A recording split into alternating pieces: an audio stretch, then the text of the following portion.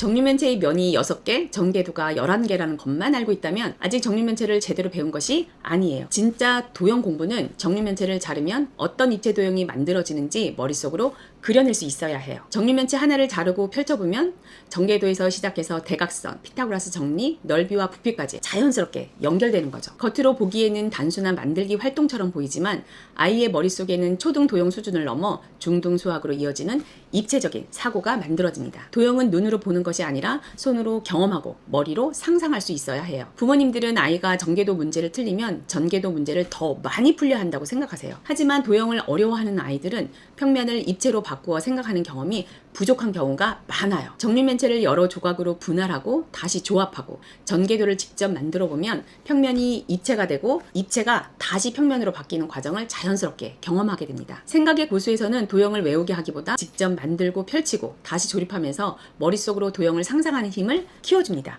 하나의 정육면체 안에는 아이가 아직 배우지 않은 수학이 숨어 있어요. 초등생에게 피타고라스 정리나 입체 도형의 높이와 부피를 공식부터 설명하면 어렵고 재미없게 느껴질 수밖에 없어요. 하지만 정육면체의 면을 대각선으로 잘라보면 정사각형 안에서 삼각형이 나타나고 정육면체 안에서는 삼각뿔과 정사각뿔 같은 새로운 입체 도형이 나타납니다. 여기에서 면의 대각선을 구하고 잘린 단면을 살펴보다 보면 피타고라스 정리와 높이, 넓이, 부피까지 자연스럽게 연결돼요. 생각의 고수는 아직 배우지 않은 공식을 먼저 가르치는 것이 아니라 직접 경험한 도형 속에서 앞으로 배우게 될 수학의 원리를 발견하게 됩니다. 잘라보고 다시 합치는 과정에서 수학적 관계를 발견해요. 공식을 잘 외우던 아이도 문제가 조금만 달라지면 막히는 경우가 있어요. 공식을 기억하는 것과 도형의 관계를 이해하는 것은 다르기 때문이에요. 정육면체를 분할해서 작은 입체들의 모양과 부피를 비교하고 다시 합쳐보면 전체와 부분의 관계가 눈에 들어오기 시작합니다. 그 과정에서 6대1, 5대1, 3대1과 같은 다양한 부피의 비도 발견하게 되는 거죠. 생각의 고수에서는 답을 먼저 알려주기보다 아이 스스로 관계를 찾아내는 과정을 중요하게 생각합니다. 도형 활동의 진짜 목적은 어려운 공식을 미리 배우는 것이 아니에요. 초등생이 중등 수학을 미리 푼다고 해서 도형을 잘하게 되는 것은 아닙니다. 중요한 것은 처음 보는 도형을 만났을 때 스스로 자르고 돌리고 연결하면서 원리를 찾아낼 수 있는 힘이에요. 정육면체 하나라도 얼마나 다양하게 만져보고 잘라보고 다시 합쳐보면서 수학적으로 생각해봤는지가 아이의 수학 공부 깊이를 바꿉니다. 직접 경험하고 충분히 생각해본 아이는 나중에 공식을 배울 때도 단순히 외우는 것이 아니라 왜 그런 공식이 나왔는지를 이해할 수 있어요. 결국 중요한 건 중등 수학을 얼마나 빨리 시작했느냐가